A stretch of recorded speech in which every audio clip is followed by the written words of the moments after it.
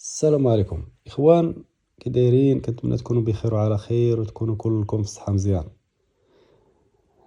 قبل ما نبداو هذا الفيديو هذا بغيت نقول لكم رمضان كريم. الله يدخل لنا هذا الشهر هذا المبارك بالرزق وراحه البال والهنا. نحاولوا نستغلوا هذا الشهر هذا للعباده والتقرب من الله سبحانه وتعالى، واحسن حاجه نديروها هي صله الرحم. واخا الناس اللي يكونوا بعادين على والديهم وكذا، المهم التليفون وكل شيء دابا ولا مقرب كل شيء. وكما قلت لكم قبل الاخوان، هذا رمضان هذا كل نهار غنلوح لكم قصه، حيت عندي بزاف ديال القصص تسردوا عليا بزاف ديال القصص وتصنت ليهم اللي هما قصص مشوقين. وقررت ان في هذا الشهر هذا كل نهار غنلوح لكم قصه، وكل قصه غتنسيكم في قصه اخرى. يعني قصص اللي غنعطيكم قصص مشوقه. على بركه الله الاخوان، نبداو القصه ديالنا ديال اليوم. قصتنا اليوم الاخوان قررت انا سميت العنوان ديالها ولاد ابليس. يعني هادشي اللي وقع في هذه القصه هذه، راه ابليس ولاد ابليس هما اللي يقدروا يديروا بحال هادشي هذا.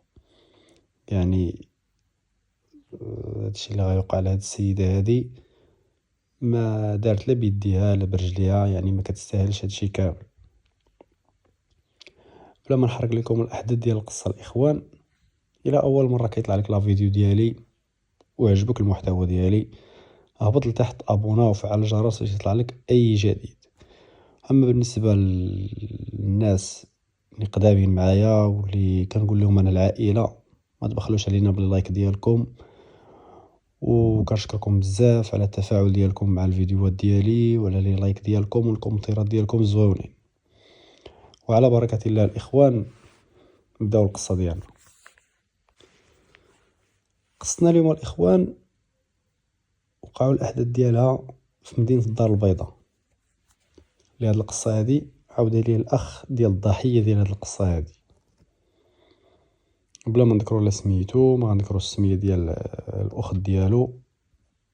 مهم غنعاود لكم القصه كما هي، غير غنغير الاسماء والبلايص ديال القصه، اما الاحداث ديال القصه غنعاودها لكم كما هي.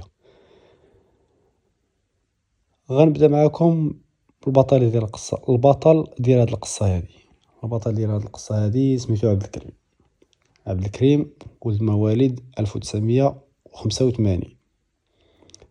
كبر وترعرع في العروبيه، واحد العروبيه لا داعي للاسم قريبه للدار البيضاء.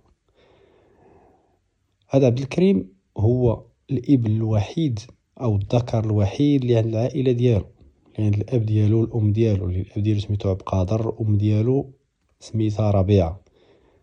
عبد الكريم عنده 5 الاخواتات، وهو الصغير في خواتاتو، وهو الصغير في الدار كامله. علاش قلت لكم هذا الشيء؟ يعني باش نوصل لكم ان عبد الكريم دوز واحد الطفوله اللي طفوله زوينه بزاف، بحكم انه هو الدري الوحيد اللي في العائله، اون بليس هو الدري الصغير اللي في العائله. يعني عنده واحد لافونتاج كبيره، ودوز واحد الطفوله زوينه بزاف. وكان حدا جداتو، كان حدا جدو، كان حدا الام ديالو، حدا الاب ديالو، اللي كانوا ما مخصينو حتى شي حاجه. وتا خواتاتو اللي كبر منه كانوا دايرينه بحال شي امير. يعني كل شيء فين هو عبد الكريم، فين هو عبد الكريم كل شيء كيرد ليه البال، وكل شيء عزيز عليه. عبد الكريم كبر، دخل المدرسه. راكم عارفين العروبيه حدها السادس، قرا حتى السادس، طلع الكوليج في واحد الفيلاج قريب ليهم. كيديه بوه كل صباح وكيجيبو وكيعاود يديه. يعني دوز معاه واحد تماره كبير، وكان بوه فرحان بزاف بيه فاش كيديه وكيجيبو. غير فاش كيخرج مع بوه كيشدو في يديه وكيتم غادي معاه في العروبيه، كيحس بوه راسو راه غادي مع شي حاجه كبيره في حياته، واحد الانجاز كبير دارو. بحكم انه كانوا عنده غير البنات، وكانوا كيشوف صحابو عندهم الاولاد وكيعاونوهم وكيمشيو معاهم. غير هو الاب ديالو كان عنده واحد العقليه اللي زوينه بزاف، ماشي بحال دوك الناس ديال العروبيه كانوا كيدخلوا ولادهم الفلاحه والتماره. هو استثمر في ولده وقرع. هي ديك الاخوان. وكان عبد الكريم كان كيقرا مزيان وكان عقلو خفيف. هي هذيك طلع الكاتريام، نجح في الكاتريام، غيطلع الليسي. دخل الليسي سانكيام سيزيام الباك، شد الباك ديالو بواحد المعدل اللي محترم.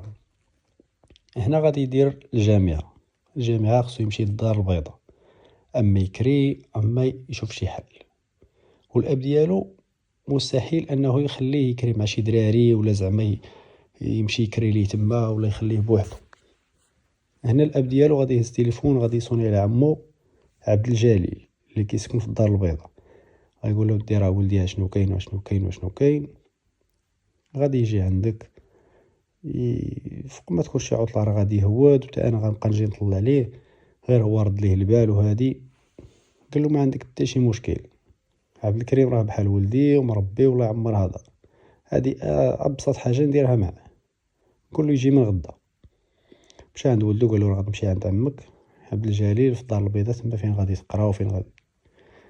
قال له عبد الكريم صافي نمشي. توادع مع الام ديالو توادع مع الاب ديالو وطلع باش يقرا على راسو من بعد ما صال الصيف من طبيعه الحال. وكانت الام ديالو كتبكي بالدموع، ما بغاتش تفارق مع ولدها، موالفه ديما في الدار وما صابراش عليه. غير اللي مصبره هو كيقول ليه الاب ديال الراجل ديالها، كيقول له شوفي يا ربيعه راه ولدنا خصو يمشي باش يقرا باش يخدم باش التمارين ضربنا عليه ما تمشيش في الخاوه. كتقول له صافي. هي هذيك عبد الكريم طلع للدار البيضاء، طلع عند عمو، وكان عمو مهلي فيه دايرو بحال واحد من ولادو، وبدا كيقرا في لافاك وغادي مزيان. وما عمرو جات عليه شي هضره وكيسول عليه با كيقول له فين هو، كيلقاه ديما غير في الدار. تسعود كتلقاه في الدار ما كيخرجش. وعمو كان كيوصيه كيقول له عندك راه الدار البيضاء خايبه، عندك تليفون عندك هادي. المهم وتا عبد الكريم ما كانش من دوك الدراري اللي طايشين كيخرجوا كيدخلوا. دوز داك البيريود مع عمو، شد لا ليسونس ديالو. وعبد الكريم كان عنده واحد الزهر كبير بزاف من الطفوله ديالو، ما دوزش بزاف ديال البطاله كجميع الشباب اللي دوزوا البطاله كيشدوا الدبلومات وكيبقاو جالسين مده. كاين اللي كيخدم كاين اللي ما كيخدمش كاع، كاين اللي كيخدم في التخصص ديالو كاين اللي ما كيخدمش في داك التخصص ديالو.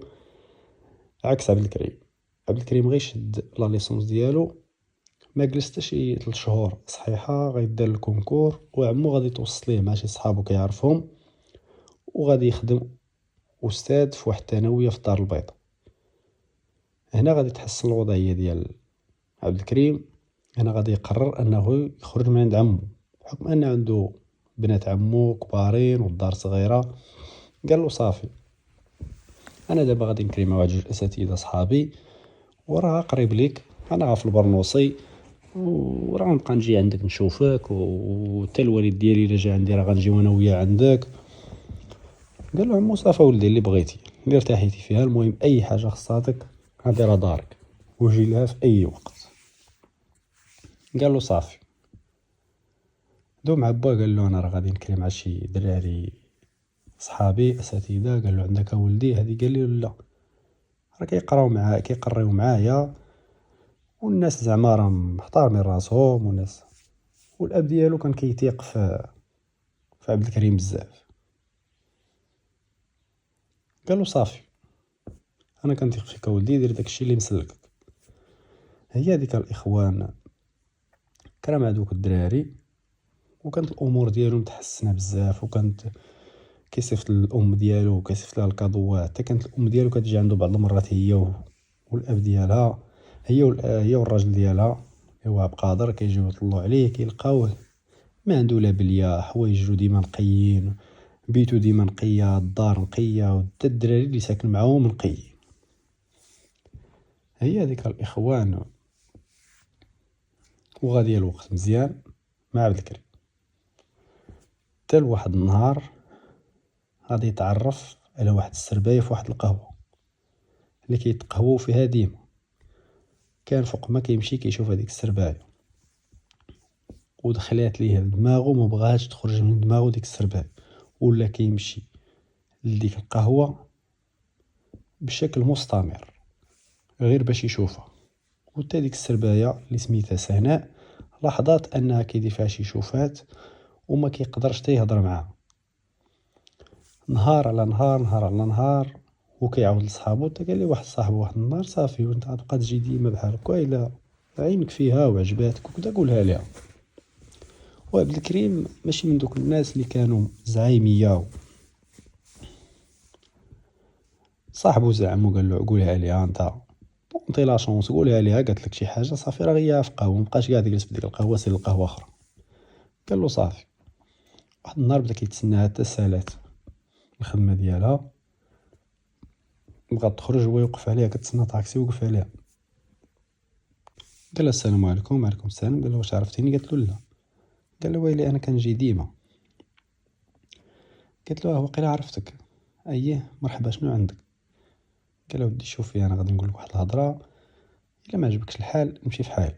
ودو معه واحد الطريقه اللي زوينه بزاف وهي شافتو انه قاري ومؤدب وكيعرف يهضر وحتى اللباس ديالو بين انه موظف وسيد محترم راسو. قال لها شوفي انا راه كنجي لهاد القهوه بزاف ماشي حيت عزيزه عليا القهوه كنجي غير باش نشوفك. راه من نهار شفتك وانت داخله ليا في بالي ما بغيتيش تخرجي ليا من بالي. هي بدات كضحك. قلت له وشنو مطلوب مني انا دابا؟ قال لها مطلوب منك هو انك غير تعطيني النمره ونهضروا نتعرفوا مع بعضياتنا. الا عجبتك وعجبك التعامل ديالي كملي معايا ما عجبكش ما عندكش مشكل. قالت له صافي.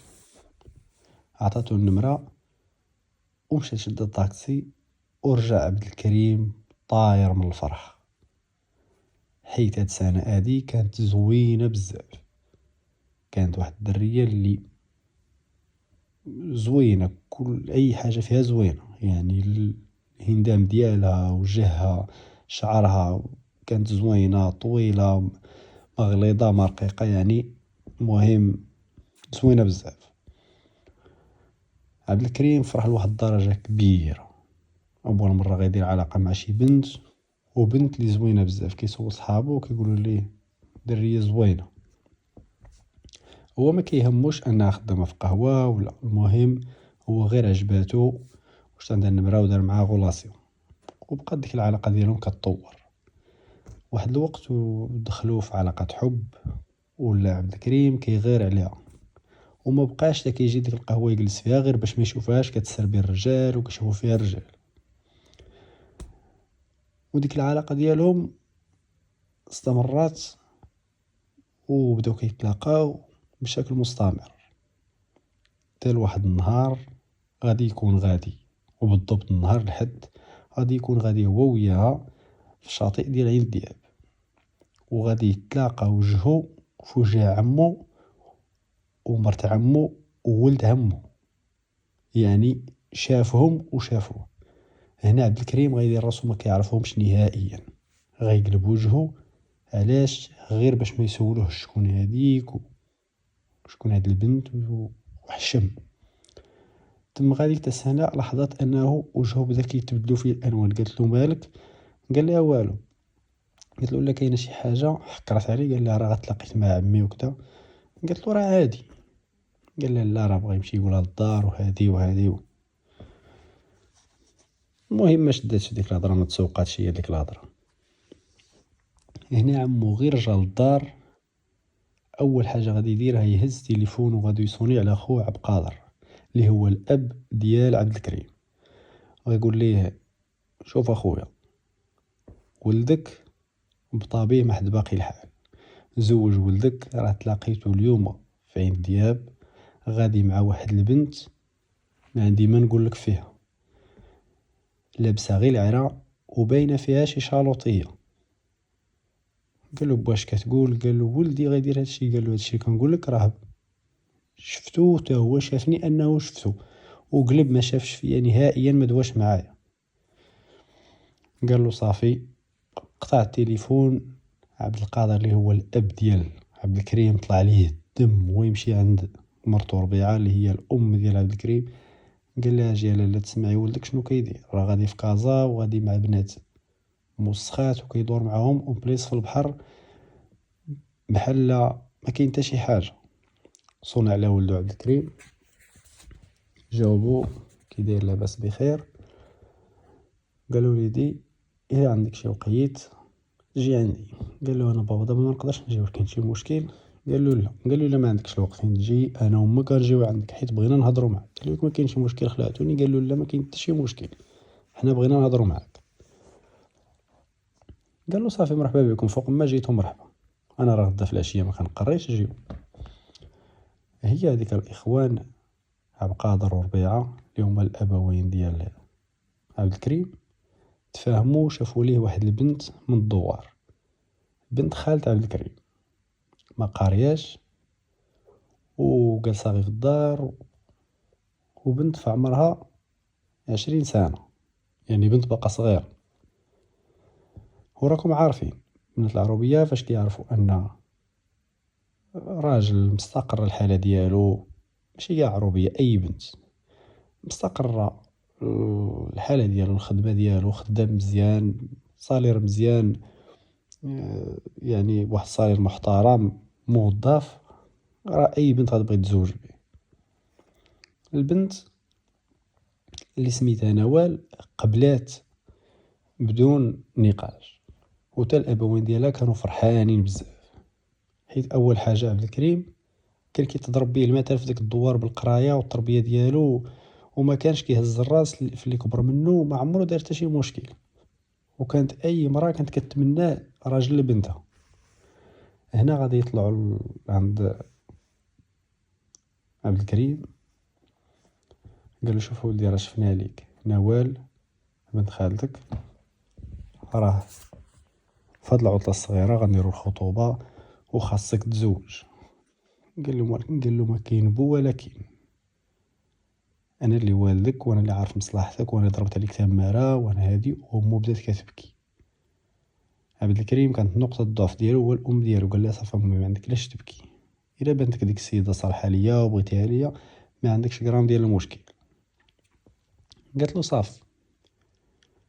مشى وعبد الكريم بدا غير كيفكر، هو كيبغي السربايه، امه بغات تزوجو بنت خالته اللي ما كيبغيهاش، وما عمرو فكر انه غتكون مرته ولا يعني ما عنده ما يدير. جات ديك العطله الصغيره مشى، وهنا السربايه لا السربايه سناء ما عرفاتش بهذا الشيء نهائيا، ما عمر عاود ليها على هذا الشيء، وهي كانت كتبغيه بزاف، والعلاقه ديالهم راه طورات ودازت عليها عام ونص وهما كيعرفوا بعضياتهم. هي هذيك الاخوان مشى خطب بنت خالته، وداروا انه في الصيف غادي يديروا العرس. دازت العطله الصغيره، دازت ديك 3 شهور اخرى ديال القرايه. قال لي راه غادي، قال وهو في هذا البيريود كامل باقي مع سناء، وسناء ما عمرها جبدت ليه الزواج وما عمرو حتى هو جبد ليها الزواج. المهم عايشين حياتهم فرحانين مع بعضياتهم، وكان كيبغيها بزاف وكانت حتى هي كتبغيه بزاف، ولقى فيها كاع داكشي اللي بغا وحتى هي لقات فيه كاع داكشي اللي بغات. يا ديك الاخوان وصل الصيف، نوال كتشد كونجي، سناء كتشد كونجي كتطلع القنيطره، حيت هي بنت قنيطره، كتطلع عند عائلتها. وراكم عارفين الاساتذه منهم عبد الكريم حتى هو كيشد العطله ديالو كيطلع للعروبيه عند والديه. طلع عند والديه، هنا غادي يتزوج وغادي يدير العرس. قال لوالديه انا راه مازال ما فرشت، مازال ما درت والو. بواه قال له داكشي ما تخممش فيه، انا غنمشي معاك وغنكريو ونرهنو وغادي نفرش ليك الدار من الاول حتى الاخر. قال له لا ما تفرش لي با، انا غندير غير. قال له ما تخممش في هادشي كامل. وداكشي اللي وقع، غير تزوج، خلى المراه في الدار ديال والديه ومشى هو وباه. طلعوا الدار البيضاء، شافوا واحد الدار ورهنوها وفرشها ليه باه من الاول حتى الاخر، من المعلقه حتى الثلاجه، كل شيء داروه ليه. يعني ما خلاش لولدو فين يهضر.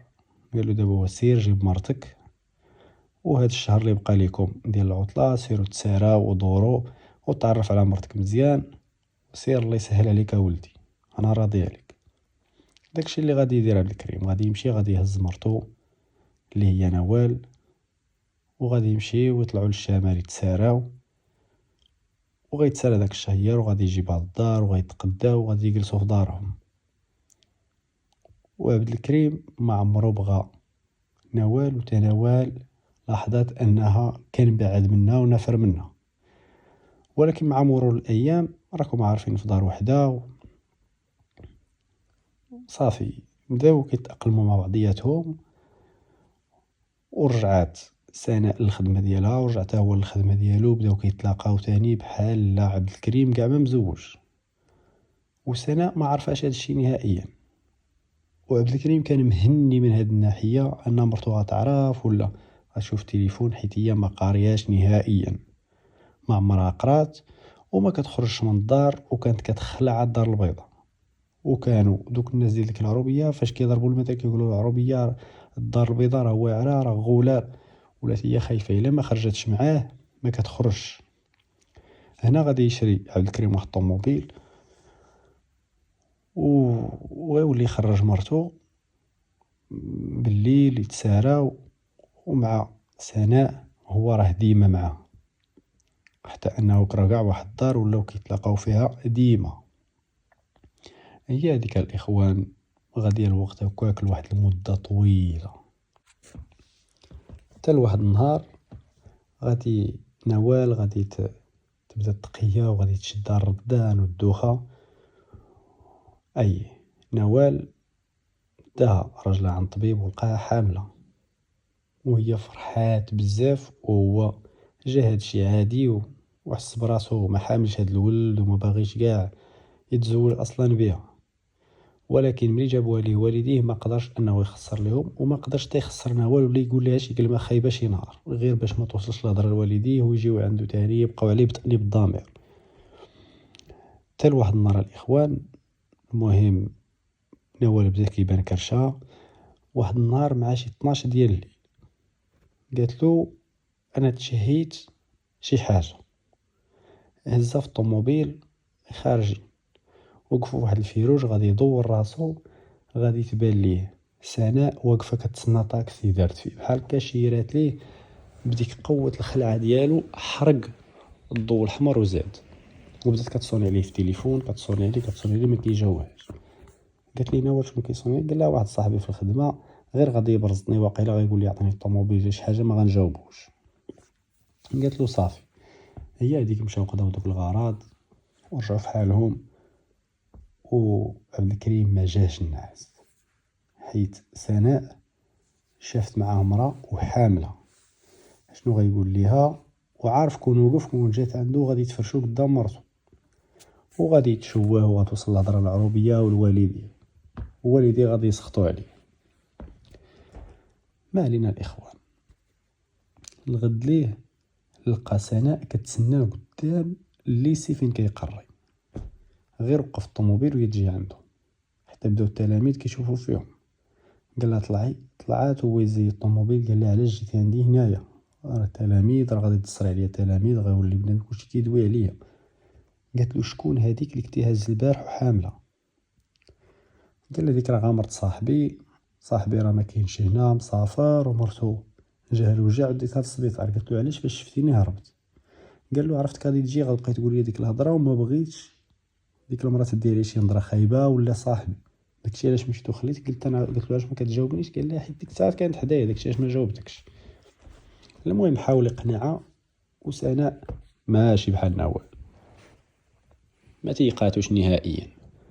ملي كان كيدوي كتشوف ليه في عيني وعرفات انه كيكذب. قالت له واخا. سناء داك النهار ما خدماتش نهائيا، بقات شدات واحد الطاكسي وخلصاتو وكتسنى عبد الكريم متى يخرج من الليسي. خرج من الليسي طلع لطوموبيلتو تبعاتو تا مشى لهاديك الدار اللي كاري اللي راهن هو ومرتو. طلع في العمارة وما قدراتش تبعو، صافي قالت لهم الطاكسي صافي يلاه نمشيو. رجعات الغد ليه مشى هو للخدمة مع الصباح. رجعات هي لهاديك العمارة ومشات عند السنديك قالت له السلام عليكم. قال لها عليكم السلام. قالت له عافاك انا راه من العائلة ديال عبد الكريم الأستاذ وبغيت نعرف دارو فين هي. قال لها راهي في الدوزيام النمرة 5. طلعات مع الدروج دقات في الدار. جاوبت مرا قالت لها شكون. قالت لها واش دار عبد الكريم هادي. قالت له ييه. قالت له واش تحلي ليا. قالت لها واخا. حلات الباب. السلام عليكم. وعليكم السلام. كي دايرين لاباس بخير. قالت لها شكون انت. قالت له انا راه خدامه معاه في الخدمه وكنصوني عليه ما كيجاوبنيش. انا راه استاذه معاه حيت بقاو عنده شي ملفات ديالي. واش انت المدام ديالو. قالت له انا راه المدام ديالو وكتشوف ليها في كرشه المراه حامله. قالت لها صافي. المهم شنو قالت له واش بغيتي نصوني لك عليه. قالت له صافي انت دابا عيانه وسمحي لي كون عرفتك حامله كاع ما نبرزتك وندق عليك وهذه صافي ماشي مشكل. انا غادي ندير كاع بالناقص حتى الغدا ولا حتى يجي ويجيب. قالت له راه راه مشى للخدمه ما عرفش. قالت له غير واقيلا راه تفوتنا انا وياه في الطريق وصافي. سمحي لي لاله الله يعاونك بسلام عليك. وزادت في حالها. هبطات سناء مع الدروج والدموع في عينيها والدموع ديال الغدايد ديال الشمته ديال السنين اللي ضيعت مع عبد الكريم ولاحظت انه كان كيضحك عليها. رجعت من خدمتها ما قالت ليه حتى شي حاجه. ما صونت عليه ما قالت ليه حتى حاجه. جا للدار قالت ليه مرتو راه جات عندك واحد السيده واستاذه معاه كتسول ومرتو مسكينه غنيه. قال لي شكون هاد الاستاذه. قلت له كيفاش وكيفاش كي داير هاد السيده وصفاتها ليه لقى انها سناء. قال لها وبقى ساكت شحال. قلت له واش عرفتها. قال لها عرفتها كتقري معايا وخلات عندي شي اوراق صراحه نسيتهم انا في الدار. المهم صافي تنعطيهم ليها. ورجع عندها قال لها شوفي ما بقيتش تحلي الباب لاي واحد دق عليك. قلت له علاش واش درت شي مشكل. قال لي لا ما درتي حتى شي مشكل ولكن راه كازا راكي عارفه خايبه وكذا ما تبقايش تحلي الباب. الا شي واحد دق عليك قول له ودي راه ما راجلي سد عليا ولا المهم ما تحليش عليه. قالت له لا راه حيت سمعت مرا وحليت كون كان شي راجل راه ما غنحلش الباب. قال لها صافي. خرج وبدا كيصوني على سناء وسناء ما كتجاوبوش. مشى للقهوه لقاها خدامه. بغى يهضر معاها قالت له ما تهضرش معايا راني خدامه ولا غنجمع عليك الناس. مشى في حاله وبقى كيتسنى الليل حتى سالات الخدمه ديالها. وقف عليها بقى تابعها حتى طلعت للطوموبيل وبدا كيعاود ليها السيتياسيون. سمحي لي انا راه كنبغيك انتي راه والديا داروا ليا وفعلوا ليا. قالت لي واش والديك هما اللي حملوا ديك المراه. الا انت ما باغيهاش ما غتزوجش بها. السيده حامله وبغات تزيد عندكم ولد وانت معيشني في الوهام وكتضحك عليا. واخا انا ما عمرنا جبدنا الزواج ولكن ما عمرني ان ظنيتك انا غتكون مع شي وحده اخرى ولا غادي تفلى عليا بحال هكا.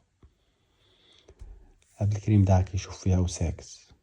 كيقول لها غير سمحي لي انا راه كنبغيك انتي.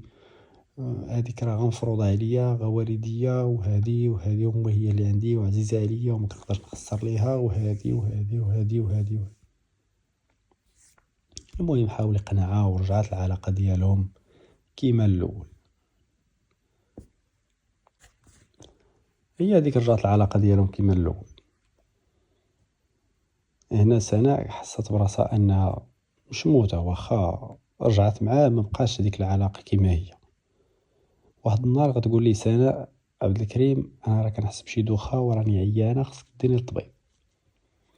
مشاو للطبيب ولقى سناء حامله. وفي هذا الوقت فين سناء حامله مرتو ما بقى ليها والو وتولد. عبد الكريم غيتخلطوا عليه العرارم. غيتخربق ما غيفهم ما غيعرف ما غيقدم ولا ما يوخر. سناء فرحات قالت له واش ما فرحانش انني حامله. قال لها فرحان ولكن كيفاش غنديروا لهذا الولد وحنا ما مزوجين ما والو. قالت له ساهله غنتزوجوا. كيفاش غادي نتزوجوا وانا مزوج. قالت له راه الشرع عطاك 4 الا ما باغينيش هذه اخر مره غتشوف فيها وجهي. وهذه هي النقطه الضعف ديالو انه كان كيحماق على سناء ما يقدرش يعيش بلا بها. قال لها لا صافي غير هداي غير تولد هادي وغادي نديرو شي حل وغادي نتزوج. ما عندك فين تمشي وانا كنبغيك وباغي حتى هادشي اللي في كرشك. هي هذيك الاخوان. مرتو غادي تولد وغادي تجمع العائله وغيجيو كاملين، داز كلشي بخير وعلى خير، داز اسبوع لولدو، داز كلشي مزيان. وفي الاسبوع غادي تجي سناء بلا عراضه وغادي تدخل، وغيبقاو يشوفوا فيها العيالات. شكون قالت لهم انا راه عرض عليا عبد الكريم، انا راه استاذه معاه كنقري.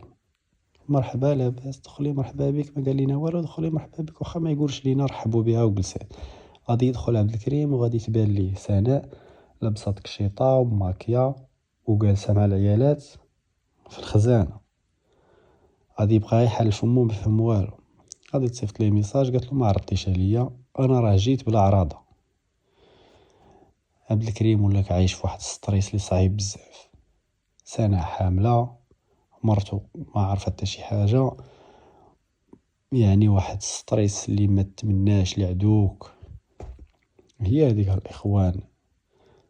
زاد عنده وليد سماه سليمان، وغادي الامور معاه مهم غادي معاه بخير وعلى خير. سناء بدات كرشها كتكبر، جلسات من الخدمه نهائيا، ولا هو اللي كيصرف عليها، هو اللي كيدير لها كلشي. قالت له هاد الدويره اللي كتشهد ليا دابا راه ما خداماش ليا وانا حامله، قلب لي على شي دار كبيره كيما كاري لمرتك، وخصنا نتزوجوا قبل ما يتزاد هاد الولد هذا. قال لها صافي، ومشى قلب على شي دار كبيره وكرا عليها وفرشها ليها، ولا حتى المصروف ديالو للدار اللي مفروضه عليه نقص، حيت تزادوا عليه المصاريف وحتى ولا دخل في كريديات. المهم الحاله غادا عنده وكتدهور. وسناء كعارف الغيره ديال العيالات، كتقول ليه ديما دير ليا، درتي لمرتك دير ليا دير ليا، وما كيقدرش يخسر ليها. اول حاجه حيت كيبغيها، وثاني حاجه حيت حامله، وفي داك البيريود كتكون المراه حساسه. هي هذيك الاخوان. وبقات مزيره خصنا نتزوجوا نتزوجوا نتزوجوا، ومن طبيعه الحال خصو الموافقه ديال مرتو. مشى شاف شي ناس وجاب واحد الورقه خص مرتو تسنيها ليه، ومرتو ما كتسنيش غير كتبصم. قال لها شوفي انا راه بغيت نشري واحد الدار وباش يعطيوني كريدي، قالوا لي واش مزوج، قالوا لي قلت لهم قالوا لي خصك مرتك وكذا وخصك تسني لي هاد الورقه. ومسكينه بدون نقاش داها، دخلوا عند العدول وبصمات ليه، وتا دوك العدول كان مدور معاهم ومتفاهم معاهم، ما سولوها ما والو، بصمات ليه على الموافقه باش يتزوج، وجابها للدار وهي ما فراسات حتى شي حاجه، وما عمرها شكات فيه، وما عمرها شافت فيه زعما شي يبات في الزنقه ولا والو. هي هذيك الاخوان. تزوج بسناء. هنا سناء زيرات وقالت له بغيت ندير العرس. قال لها شوف غنتزوجوا، يتزاد عندك هذا الوليد هذا، غادي نطلعوا انا وياك للشمال ولا شي بلاصه اخرى نديروا اي حاجه بغيتي، غير هنا راه ما نقدرش ندير العرس، واش بغيتي هنا نتشوه. ما قنع غير بستوسين كشيفه. قالت له صافي. هي هذيك تزاد عنده بنيه اخرى واسمها الهام، مرا في الدار ومرا في الدار، يعني ولا مقسوم على 4. هذيك كتقول لي انا مرتك خصك تجلس معايا، وانا مرتك، وانا هادي. وسناء عارفه ان عنده مرا اخرى، غير نوال ما عرفاش ان عنده شي مرا اخرى وعنده بنيه اخرى. عند بالها راه هي اللي كاينه وهذاك الوليد اللي عندهم. المهم السيد ولا مقسوم على 4، كيجري لهنا ويرجع لهنا، يجري لهنا ويرجع لهنا. وملي كيخرج مع ديك سناء كانت السمعه ديالها خايبه بزاف، وكان كلشي كيعرفها، ماشي بحال مرتو نوال كانت كتلبس الزيف وداخله سوق راسها. المهم سناء بدات كتضغط على عبد الكريم، كتقول له انا خص مرتك تعرفك انك مزوج وعندك بنيه اخرى وعندك هذه، راه الشرع عطاك 4 وخاصك دير وخاصك دير. المهم بقات كتقول لي هاد الهضره مرارا وتكرارا وركات عليه بزاف. واحد النهار قالت له خصنا نمشيو انا وياك وبنتنا، نمشيو حتى لعندها ونقولها لها في الدار. لا ما لا لا ما لا. المهم حكرت عليه حتى واحد النهار قال لها صافي يلا نتوكلوا على الله ونقولها لها. هز هذيك البنيه وغادي، وقفوا الطوموبيل طلعوا مع الدروج، حل الباب، قال لها زيدي دخلي. دخل عليها مرة أخرى وبنتها. سدوا الباب. قالت له نوال شكون هادي؟ قال لها شوفي جلسي وغنهضروا غير بالعقل. قالت له انا جالسه. نعم شكون هاد المراه؟ قال لها هاد المراه راها مرتي. قالت له هاد المراه راه استاذه كتقري معاها. قال لها هادي ماشي استاذه، هاد المراه كنت كنعرفها قبل ما نعرفك انت، وكانت في علاقه انا وياها. امي فاش مشات جات خطباتك وكذا انا اصلا ما كنتش ناوي نتزوج بيك وما عمرني اصلا نويت نتزوج بيك، ولكن دابا ماشي كنقول لك انا ما باغيكش، انا غير كنقول لك ان رانا عندي مرا اخرى وهاد البنت هادي راه بنتي. مرتو نوال فاش غتسمع هاد الهضره هادي غادي تدور بها الدنيا وغتبدا تغوت وغادي تجي كتجري وغطير على هذيك المراه الاخرى اللي سميتها سناء، وبداو كيتناتفوا. طاحت ديك البنت الصغيره حيدها وبدا كيفك فيهم، غادي يدفع مرتو نوال واحد الدفعه خايبه وغادي طيح وغتغيب ويبقى الدم كيخرج ليها من راسها. ضربات مع واحد القنت ديال الصالون وداك الصالون فيه رخام وبدا الدم كيشرشر من راسها. سناء غير شافت هذيك اللقطه وهي تهز بنتها وهي تهرب. عبد الكريم بدا غير كيشوف ما فهم حتى حاجه، وديك التربيه اللي عنده بدا كيبكي. مشى سكتو عطاه الرضاعه وبدا كيدور في بلاصتو ما عرف ما يدير. عيط لومبيلونس، جات لومبيلونس هزت المراه دغيا دخلات لومبيلونس اون فوا دخلات للسبيطار وجاو البوليس كيسولوا شكون راجلها هادي. داو باش يصنتقوه شنو كاين. قال لهم اودي راه دخلت للدار لقيتها طايحه فوق في الارض والدم كيسيل منها. قالوا ليه كيفاش فين انت كنتي وشنو واقع؟ قال لهم انا ما فراسيت شي حاجه، جيت لداري عادي بحال ديما، طلعت مع الدروج حليت الباب دخلت ولقيتها طايحه والدم خارج منها ولقيت ولدي كيبكي. قالوا لي البوليس راه مرتك الله يرحمها راه توفات. فاش سمع ان مرته توفات الدنيا دارت بيه وبدا كيبكي وشد في راسو.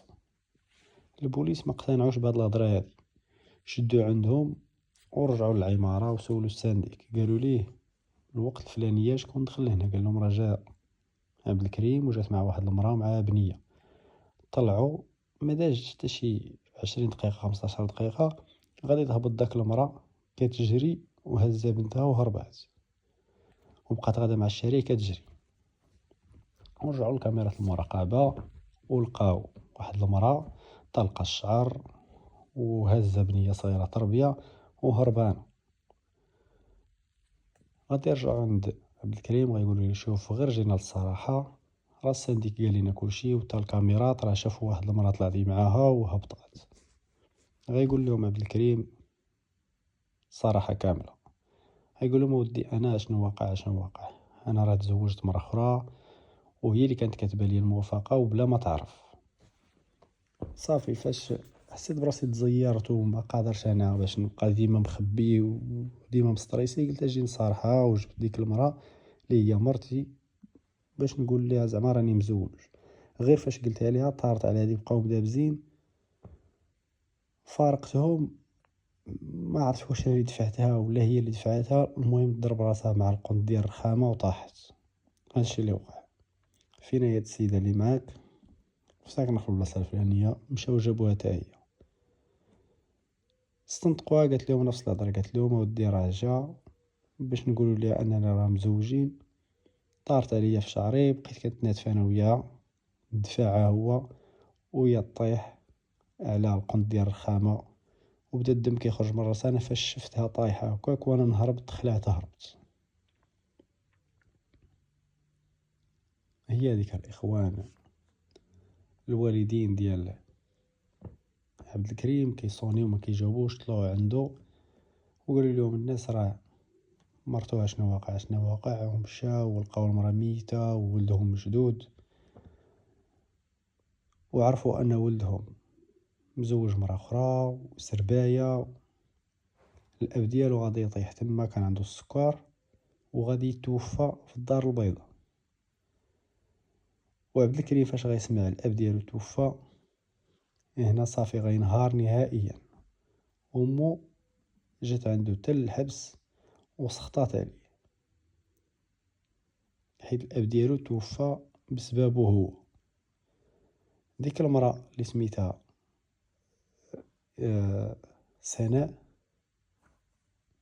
ما تحكم عليها بتا شي حاجه، حيت عبد الكريم اعترف بكلشي، قال لهم انا اللي دفعتها باش سناء ما تدخلش للحبس، وتحكم عليه ب15 سنه بحكم انه ما عنده لا سوابق لا والو، دار استئناف ورجعوها ليه ل10 سنين، حيدوا ليه 5 سنين في الاستئناف.